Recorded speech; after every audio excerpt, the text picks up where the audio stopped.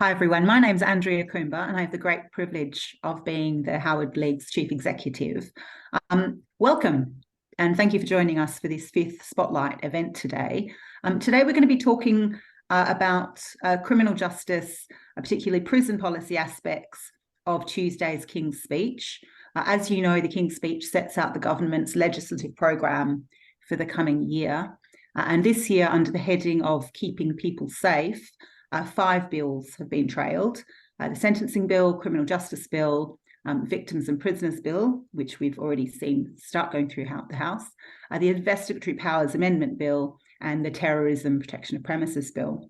The first 3 of these firmly cover Howard League penal policy territory, and they're going to be the subject of the next hour. It's an opportunity to share first impressions on what's being proposed, to provide some context, to share concerns, any excitement and enthusiasm, to anticipate what this all means for people in prison and for people going through the criminal justice system in a year when we head into an election. And an opportunity to hear from and to ask questions of their Howard League staff. And today we're joined by Andrea Neilson, who is our campaigns director and leads our work in Westminster and therefore on these bills as they go through Parliament, and from Tim Kerr, who is formerly incarcerated and is our membership officer, hearing every day from our members in prison and their families about their experiences of the system. And we're going to have a presentation from Andrew, followed by a small chat, and then an opportunity for you to ask questions. Before we start, though, a few housekeeping matters. We have 250 people registered for this event, and so far only 91. So not everybody can attend, which is why we are recording the event. And we'll be sent a copy of this afterwards. Second, we can't see you, but please do feel free to use the chat to tell us who you are, to share your thoughts on what's being discussed. In the chat box. Into the Q&A box, please put any questions you'd like to ask of our panelists. And thirdly, do feel free to tweet about this event and what you hear using our hashtag Howard League Spotlights. I think Katie will put these in the chats for us, and tag the Howard League at the Howard League. We'd love to hear what you think. So we're going to begin by Andrew giving a brief presentation about what's in the King's Speech. Hi, hi everybody. I will risk slightly repeating what Andrea just said, just because people are still joining. But as Andrea said, there are 5 bills in the King's Speech that are under the banner of keeping people safe, or what we might call law and order legislation. And of these 5, it's the first 3 on this slide that I'm going to talk about now, because as Andrea said, they are the bills that particularly fall under the Howard League's kind of scope of expertise.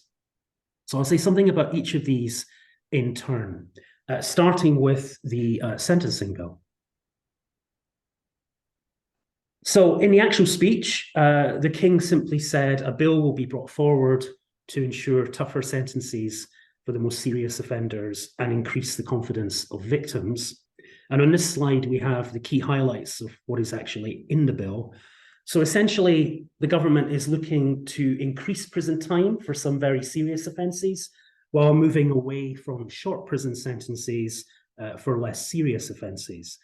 The bill will mandate courts to impose a whole life order in cases for which a whole life order is the starting point, and in cases where murder with sexual or sadistic conduct is before the court. There is going to be a crackdown on rape and serious sexual offences, with the aim to make those receiving a determinate sentence for rape and the most serious sexual offences serve every day of their custodial term behind bars. And at the same time, and driven by what is a pretty unprecedented rise in the prison population, the bill will also introduce a presumption in favour of a suspended sentence for custodial sentences of 12 months or less. And the bill will also extend home detention curfew to suitable people serving sentences of 4 years or more, much obviously hanging on the word suitable there, but we'll probably get to that in the discussion. The Criminal Justice Bill was described in the speech as follows, and I won't do the accent, but my ministers will introduce legislation to empower police forces and the criminal justice system to prevent new or complex crimes, such as digital-enabled crime and child sexual abuse, including grooming. But the bill does quite a bit more than that captures. And we've actually got 2 slides to cover this one. So the government wants offenders to face the consequences of their crime, and the bill will force defendants to attend their sentence hearing and should introduce a statutory aggravating factor at sentencing for those involved in grooming gangs. It will increase probation officers' powers in a very specific way. So the bill will use polygraph tests on serious terrorist or sexual offenders to better manage their risk and increase the multi-agency management requirements on those convicted of coercive or controlling behaviour. The bill also promises to crack down on violence against women and girls in various ways. So there will be an introduction of a statutory aggravating factor at sentencing for those who murder their partner at the end of their relationship. They will criminalise the sharing of intimate images and expand the offence of encouraging or assisting self-harm. The bill will also expand drug testing on arrest. It will increase the maximum penalty for sale of dangerous weapons to under 18s. It will create a criminal offence of possession of a bladed article with intent to harm. And there is also a crackdown on some begging being within the legislation. And then very quietly, slipped in at the end, the bill is also going to establish powers to transfer prisoners to serve their sentence abroad. This was something trailed by the Justice Secretary at the Conservative Party conference, and it will require legislation, probably legislation here, but also legislation in whichever country prisoners might be transferred to, and this bill will contain the relevant legislation for England and Wales. And then finally, we have the Victim and Prisoners Bill, which is already at report stage in the House of Commons, as it was featured in the previous parliamentary session.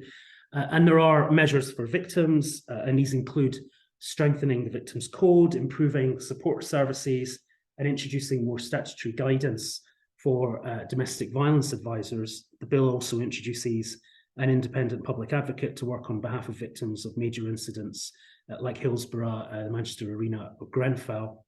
But from our point of view, the Howard League's point of view, this slide highlights the prisoners part of the bill. So it will introduce parole board reforms by tightening criteria for the release test and allowing for greater ministerial oversight, as well as creating a new top tier of people whose release may be subject to intervention of some kind from the Secretary of State for Justice. And the bill will also prevent those on whole life orders from marrying or forming a civil partnership. So that's a very quick run through. But in summary, the speech is something of a mixed bag, quite a lot of very punitive and headline grabbing measures, and then 2 quite progressive and welcome policies in principle on reducing the use of short prison sentences and increasing the eligibility of home detention curfew. Both of those policies, of course, are driven by the exigencies of a prison population that is exploding beyond the government's ability to supply prison places. I want to close what has been a whistle-stop tour by taking a step back from what was announced in the King's speech earlier this week. Actually, I'm going to take several steps back in time. Something I've done for the Howard League for some years off the back of an old project is keep track of law and order legislation passed in England and Wales since 1980. So that's not just legislation from the Ministry of Justice, but will include Home Office legislation on policing, public order, immigration, and generally any legislation passed by governments that creates criminal offences. So what you can see looking at this slide is just how much legislation in law and order is passed these days compared to days of yore. So in the 1980s and 1990s, it was relatively unusual. things really ticked up in the new Labour years, and you can see the explosion in legislation from the 1990s to the noughties on the slide. But astonishingly, really, even with the pandemic curtailing Parliament's business for a period, we have already had 30 pieces of law and order legislation since 2020. If all 5 of these bills in the King's Speech end up being passed, then we will surpass the total amount of law and order legislation that was passed in the entire previous decade. And just to give you a flavour of what's gone through Parliament, here is a list of just the law and order legislation that has already reached the statute book this year in 2023. So we've had the Public Order Act 2023.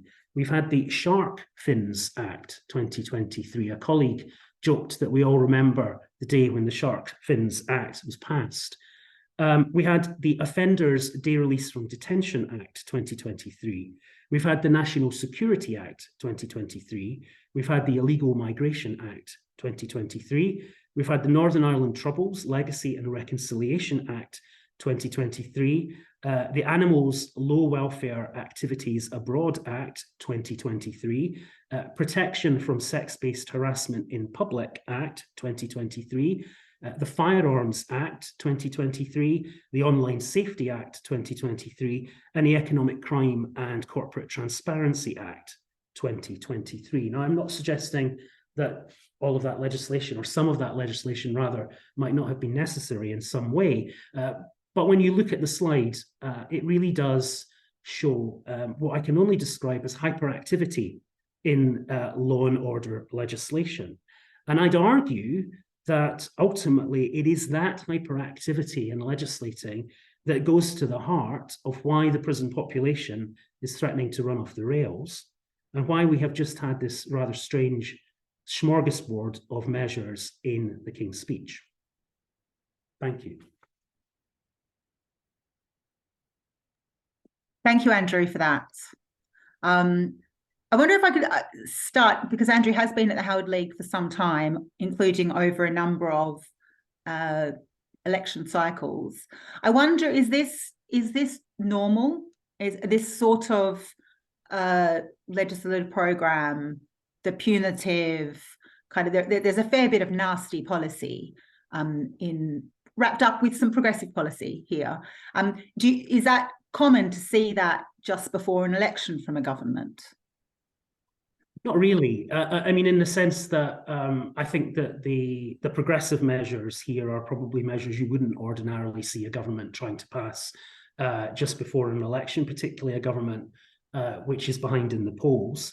But we come back to the fact that this is the reality of a government facing a prison population where it cannot supply the prison places quickly enough to meet that unprecedented increase. And so they have finally run out of road, and they are finally having to do something about it. It is, of course, not just a problem for this government, it's a problem of successive governments. And what is more, I mean, certainly what does feel normal is this hyperactivity. I mean, before I joined the Howard League in 2007, so a long time ago. Before that, I was a civil servant. And I worked in Whitehall in that period when law and order legislation really started to ramp up. And one of the things that I used to do is attend meetings at 10 Downing Street to be briefed each year, because I worked in government comms, to be briefed each year on what was going to be in the speech, what was then the Queen's Speech. And it's something that always stayed with me, and it played its part in me joining the Howard League, I think, which is that every year I went to those meetings, the person would brief what was in the bill, but they'd pause at some point, and then they'd go, and now we come to the law and order legislation. And they always did that. And this was because law and order was one of, I think, the 5 things that the then Labour government always felt it had to be talking about. And what that meant was there had to be legislation. But of course, there may not have actually been any real need for legislation, but there had to be legislation. And if you have legislation, then something must be done. And if something must be done, well, then something gets done. And I think there are consequences to that. So in the Labour years, I remember there was an analysis that suggested that Labour created something like 3,000 new criminal offences while they were in power. And that was the reality of what all that legislating and possibly, arguably, posturing publicly on these issues ended up meaning. Great, thank you for that. Tim, I wonder if you can give us a sense of how you imagine the King's speech will be received by people who are incarcerated at the moment. I mean, we were both in a prison yesterday, and I certainly talked to some people. Like, it was definitely on top of some people's lists to talk to us about. But maybe you can share some of your thoughts. Yeah, well, I think following on from Andrew's point about like the increasing number of acts passed, I mean, all of these acts have quite an unsettling impact on the prison population. Just when you're in there, and suddenly all these new laws appear, and you're not quite sure what they mean, it just adds uncertainty to the population and to your sort of life within prison.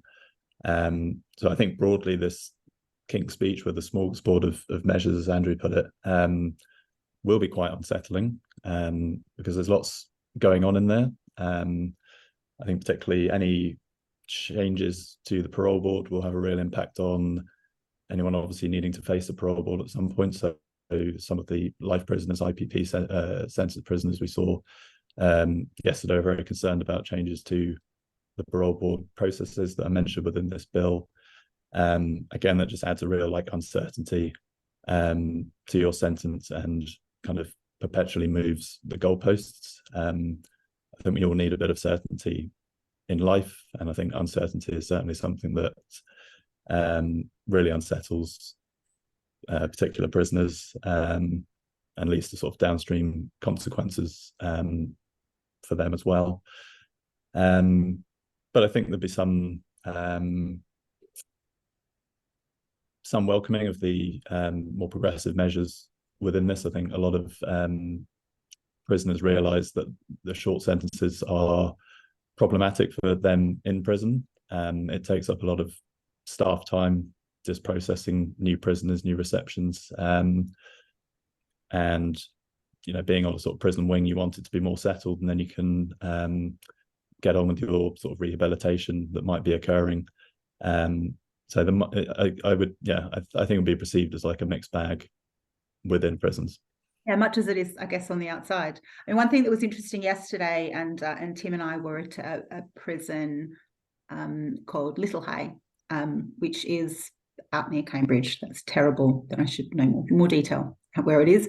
But I mean, for a start, I thought there was a lot of the men definitely like Alex Chalk. I think is fair to say. If Alex wants to go, Secretary of State for Justice wants to go somewhere where he feels a bit of love, I think Little Hay might be a good place to go because he reversed the changes to the move to open that Dominic Raab had brought in. So I think there was a fair recognition that he'd kind of allowed there to be progress into the open estate, which was welcome.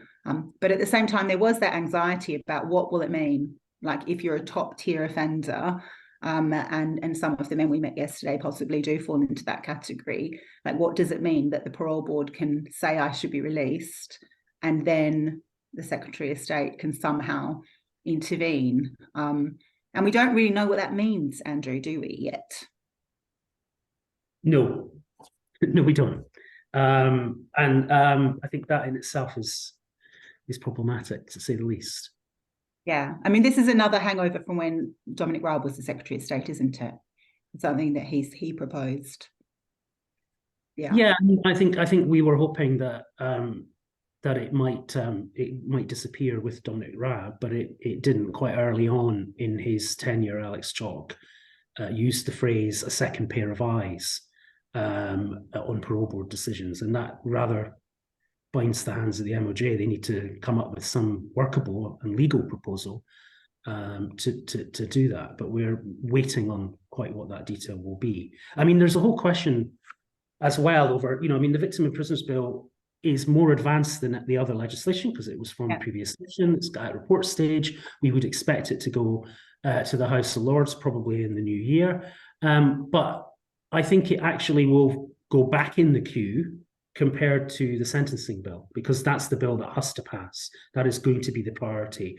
And it has to pass because of the measures around short sentences in HDC and the need to try and arrest the increase in the prison population.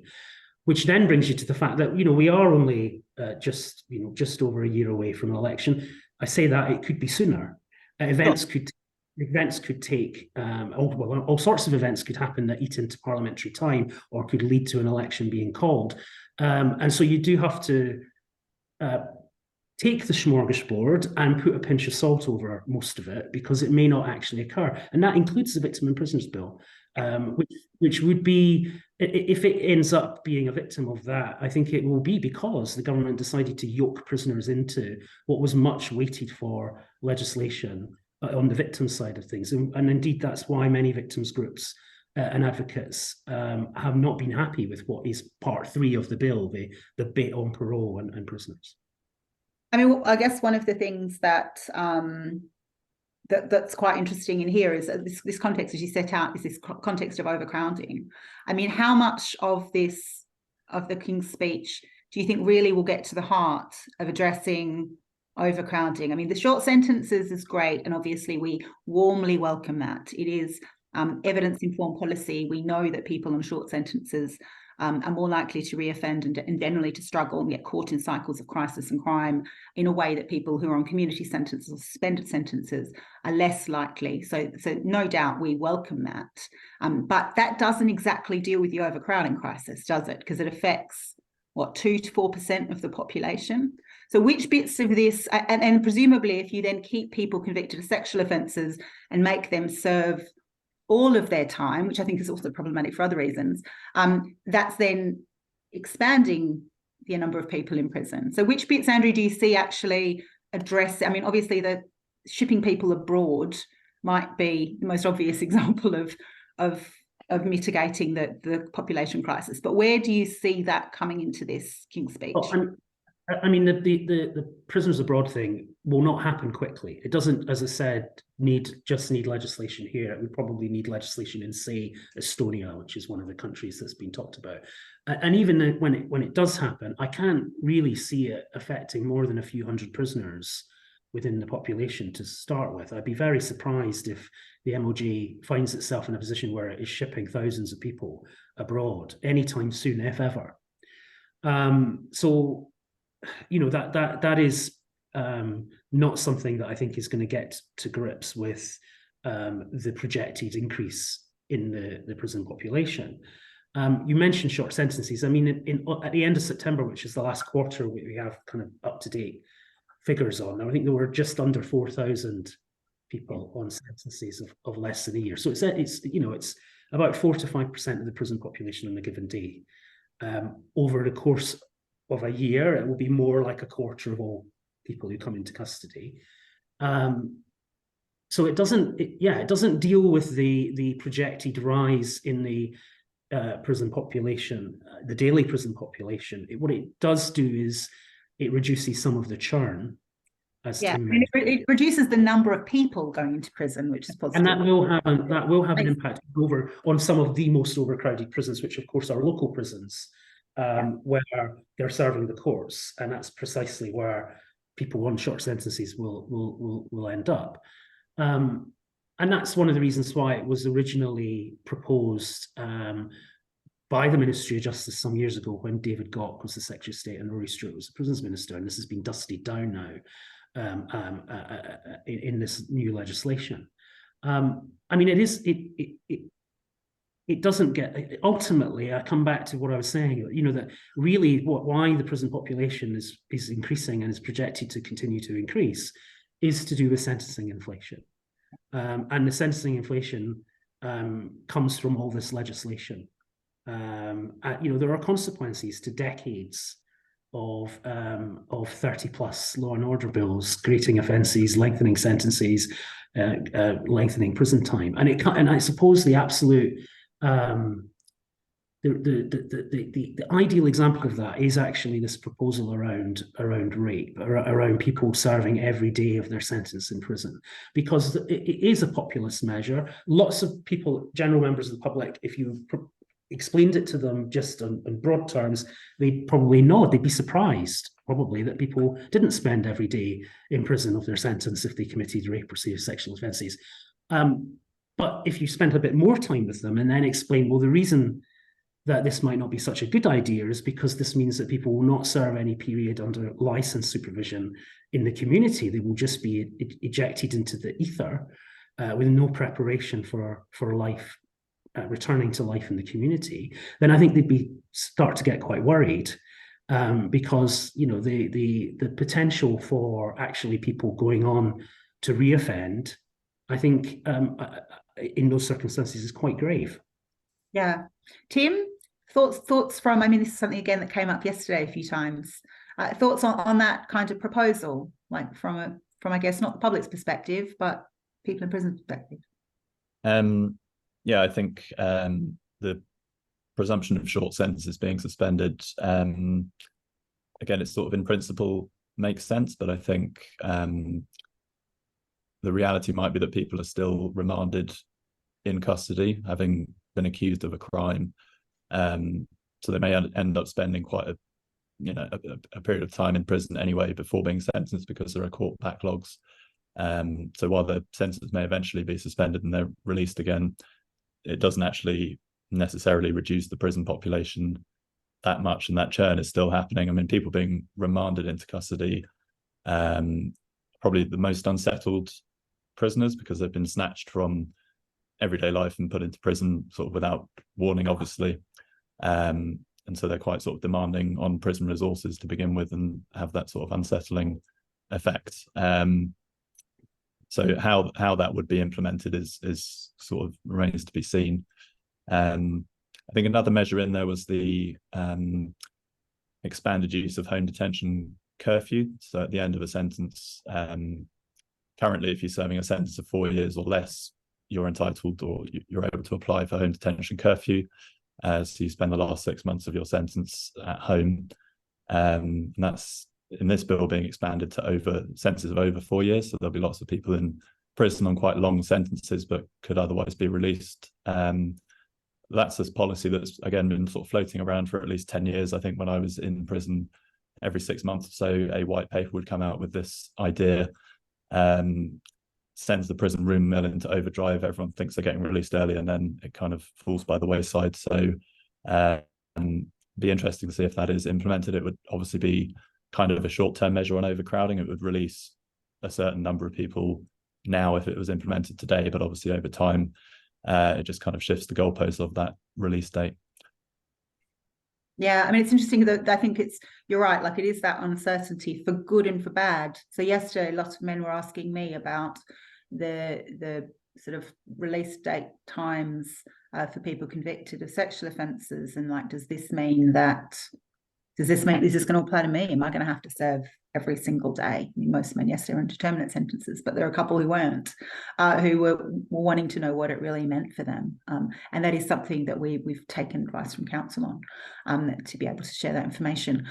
We've got a lot of questions already, which is fantastic. Please keep them coming, because what normally happens is that at 5 minutes to 1, just as I'm wanting to close up, we then get an influx of another 20 questions. So it's a strictly first in, first out situation. The first question is a question. In fact, the first 2 questions are questions about emissions. So Stephen asked a question, I guess to you, Andrew, about the panel's thoughts on the absence of the mental health bill, which would have improved timeliness of transfers to mental health hospitals. And also, I guess, for you, Tim, because Tim has been a medical doctor and very interested in mental health in prisons. So this is not in the King's Speech, and yet has not passed. What does that mean? Yeah, I mean, there was draft legislation, a draft mental health bill before Parliament, and there was a bill committee. In fact, I gave oral evidence for the Howard League to the committee, and they had a report, and that was all.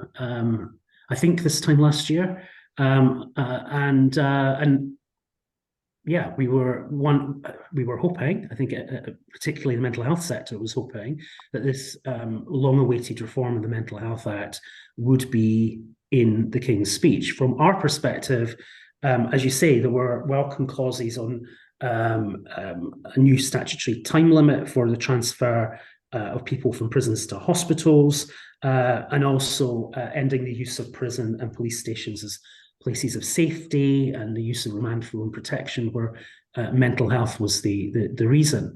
I think ultimately two things two things have got in the way here. One is it was a large, complex piece of legislation that would require a lot of parliamentary time, and it's clearly not a priority, or not seen as sufficiently a priority for this government ahead of an election.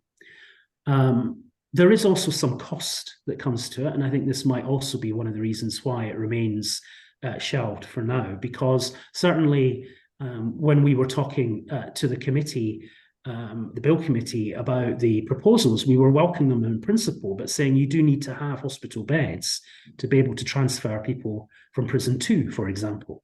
It's not by accident that there are people with mental health problems inappropriately being held in prison. It's because there are not the appropriate resources in the community. And I suspect that's also one of the reasons why ultimately the bill is not in this King's Speech. But I would hope to see it, resurrected on the other side of the election, either by a Conservative government or indeed a new administration of a different political bent. Tim? Yeah, I think, as I say, I've worked in psychiatric hospitals, I've been in prison, and I think sometimes the populations of those two things are totally interchangeable. And I think lots of people are sent to prison despite having a huge psychiatric morbidity, and are kind of placed there because, like the prisons, the sort of mental health hospitals are also overcrowded, and there are a lack of bed space and staffing resources to cope with the sort of levels of psychiatric stress a lot of people are in. Yeah. The next question from Caroline is about another omission, which is there's no mention of IPPs. These are people who were sentenced under a blanket Blair regime for indefinite detention for public protection, was abolished 11 years ago next month, and yet we still have nearly 3,000 people in prison serving this sentence. Not quite half of them have never been able to be released at all. Half of them have been released and recalled to prison. Andrew, were you expecting to see IPPs in the King's Speech? Were you expecting His Majesty to mention them? What does this mean? Oh, no. I mean, the Justice Select Committee did publish an important report that made a number of recommendations, most prominently on a resentencing exercise, and those recommendations had already been rejected by the government. So we were not expecting anything on IPPs in the speech per se. However, we are expecting something on IPPs in legislation. And by this, what we're expecting is some kind of amendment to be tabled, probably to the Victims and Prisoners Bill, although possibly the Sentencing Bill, if that gets prioritised. Not quite clear yet. But the reason why we're expecting some kind of amendment is that the Secretary of State has said that he wants to do something about the licence period that IPP prisoners are under. So there is this 10-year minimum life license. Why would he not mention that in the sentencing? Because presumably the Sentencing Bill would be the place to do that. Well, prior to this, the expectation was it was going to be in Victims and Prisoners Bill. Yeah. And I think the reason why that hasn't been announced or isn't briefed, rather, because it was unlikely it would ever actually be mentioned by the King in his speech, which is very, very top level because he's the King.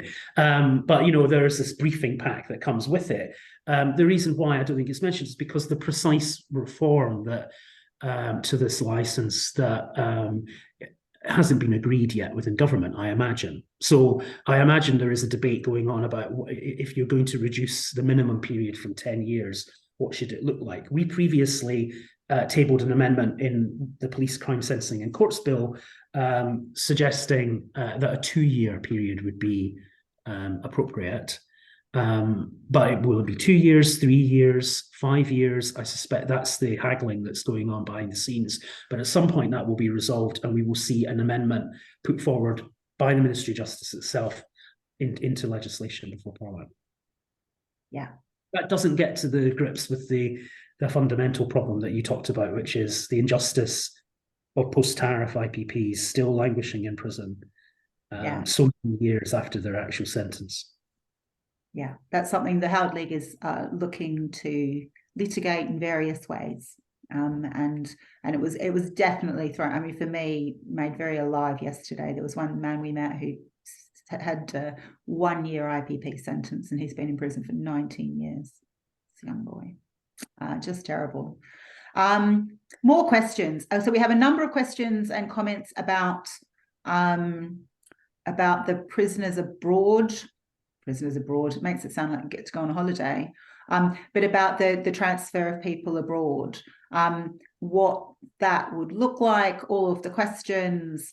Does it result in human rights queries? I mean, I think the answer to these questions probably is that yes, it does raise issues of human rights protection. I think there are lots of jurisdictional questions that are raised. There are questions of culture. We know that the Netherlands has been host to prisoners from Denmark and Norway in the past. Even with those countries being reasonably proximate geographically and sort of having some cultural overlay, it was not an unproblematic arrangement. But I mean, as Andrew said, I think we don't really think that's going to happen in this term of government. That is, I think, unlikely. I wonder, Tim, is that anything you've heard from members about? Does anybody think they're going abroad? Or do you think anybody's taking it very seriously? I don't think so. I think it would take quite a while, again, for any sort of act or sentence to sort of cut through to the prison population. And I think if it did happen, it would be quite sudden, and people would just find themselves suddenly removed from a settled environment and taken somewhere else abroad, perhaps. Yeah, I mean, I think a lot of other countries won't send prisoners to the UK, right? Because it's seen as our prisons are so bad. German, yeah. Yeah. There's been a decision in the German courts that not to send people here because of prison overcrowding, prison conditions. So, which is a pretty dreadful indictment, frankly, from another European country about our conditions. Andrew?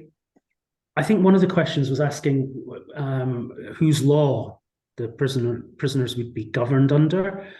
Certainly, if it replicates what the previous exercises in sending prisoners abroad that you mentioned, Norway and Belgium both had periods where they did this. In those cases, the legislation actually.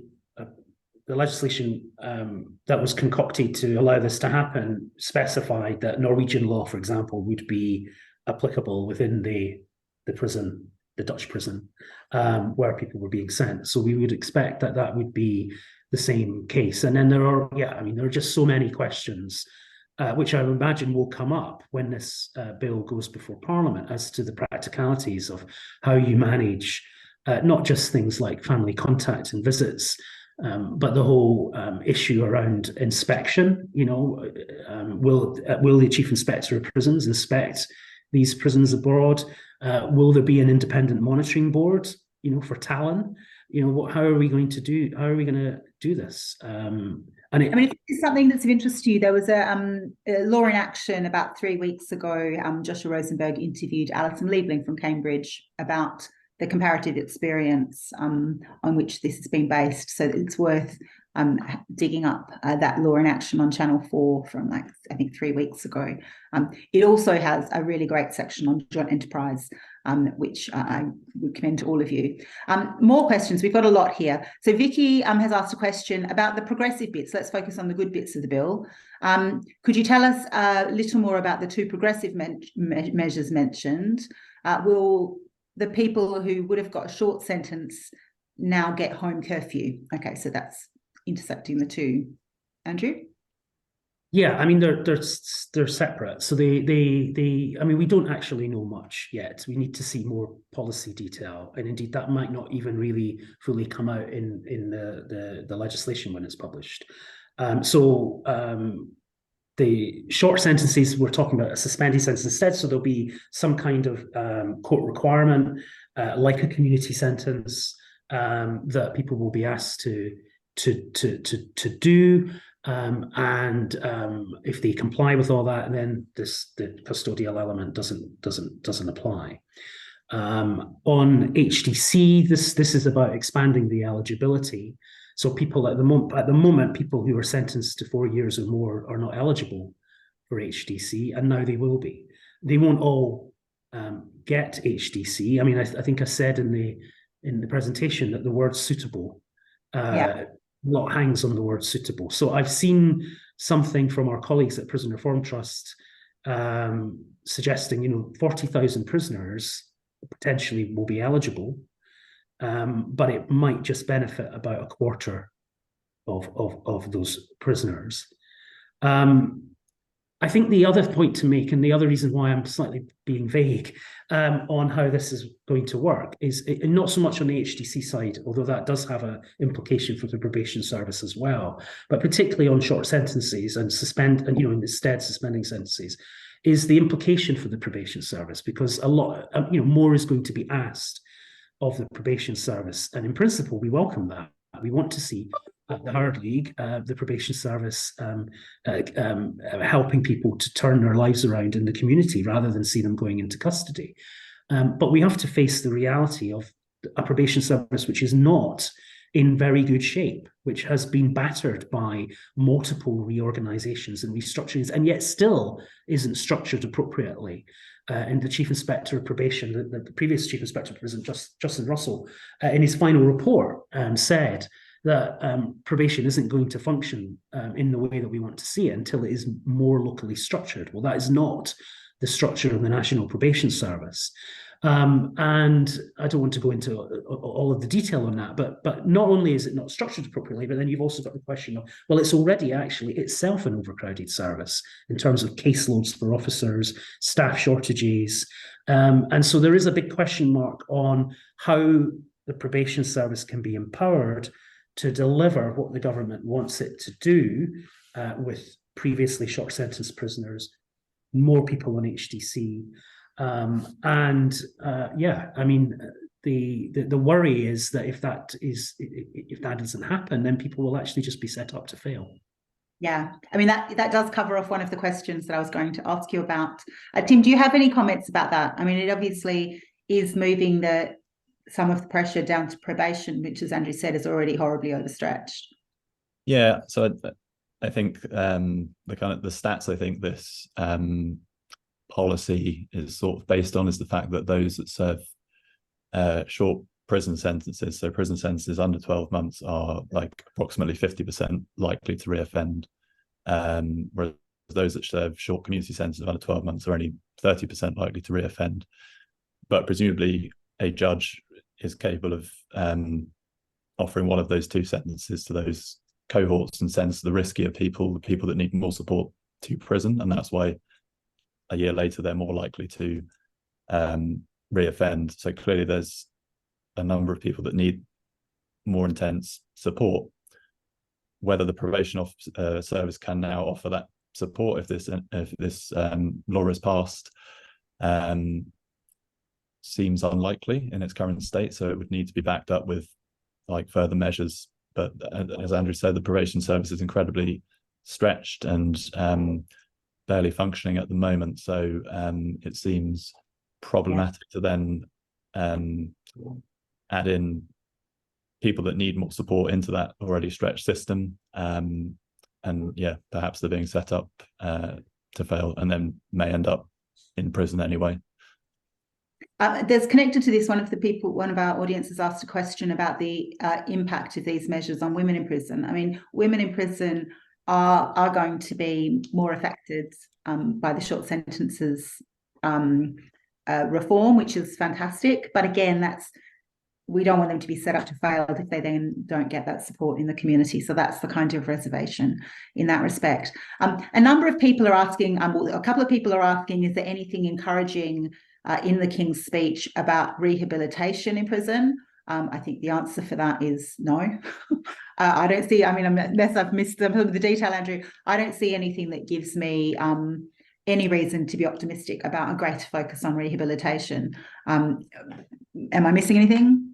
No, and I think actually, in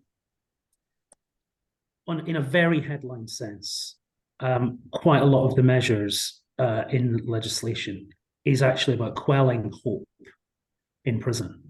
There will be people who will be going into prison or already in prison who will now be facing the goalposts being moved, as Tim mentioned.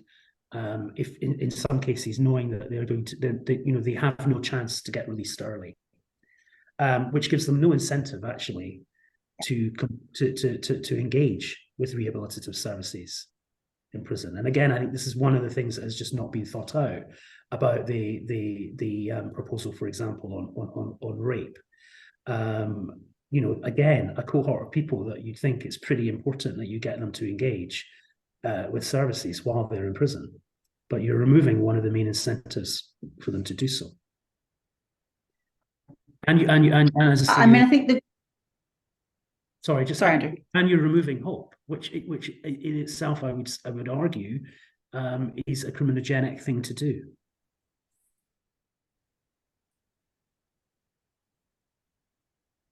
Yeah, there's a comment which is a question around the kind of political dialogue. This law and order, what do we expect from Labour? How do we back to an election assessment of that political context, Andrew? So we wait to see how Labour will oppose, if they will oppose the legislation. I suspect that there are quite a lot of the punitive measures they will not oppose. They will see some of this as the government attempting to create a dividing line between government and Labour ahead of an election. And cynical observers would suggest that some of the proposals have been targeted precisely with that in mind, and with people who perhaps the public wouldn't naturally have a sympathy for, and so making it very difficult for Labour. I would be disappointed if the Labour Party opposes the more progressive measures, particularly around short sentences, not least because in opposition, shadow ministers have talked about in power looking at reducing the use of short sentences. I mean, we had a fringe event at the Labour Party conference a year ago where the then Shadow Justice Minister, Ali Reeves, talked about that and specifically linked it to women. You mentioned, the impact on women. And so that would be disappointing. And I don't think, I think there may be noise in Parliament to try and create discomfort for the government. But I'd be surprised if Labour opposes those measures, because to a degree, if the government doesn't do this, then it's going to be a problem for Labour to deal with if they win the next election. I think what's missing from either party is an articulate vision of doing things differently, rather than just, as I say, this mix of punitive stuff to grab headlines and to create political cover for some broadly progressive things, which are actually only really being done though out of desperation. Alex Chalk did, when he spoke to Parliament and announced some of these, this was the intention of the department, did talk at points quite well about the language. He talked about to govern is to choose, and we are going to prioritize things, and he did hint that there should be a sustainable change in direction when it comes to the use of prison. So the germ of it is there, but I think perhaps it would be overly optimistic to expect to see much movement in the run-up to an election from either of the two main political parties on changing. That was also a call from the outgoing Lord Chief Justice, wasn't it? Lord Burnett of Malden, who basically said like they've got themselves into a fix over punishment and sentencing. And I think there are bigger questions. Maybe we can have another spotlight event in the future around sentencing, because a lot of, obviously, this is a sentencing bill proposed in here. A lot of the kind of answers to crime are going to be longer, more punitive sentencing approaches. And yet we've had a Justice Committee report last week, that basically shows that the public really don't understand what sentences are for a lot of things. And we know from MOJ's own work and Sentencing Council's work that long sentences don't actually make a difference. So in terms of deterrence, I think my disappointment with the King's speech and some of the language over the last couple of weeks from the Secretary of State for Justice, much as I warmly welcome a number of the initiatives, is that there is this sense that we should help and support those people on short sentences because they're redeemable, but somehow people who are serving longer are irredeemable. And that unfortunately means that the vast majority of people in prison, like 95+% of people in prison, are being written off as people who are irredeemable. And I mean, frankly, I think there's no evidence that that's the case.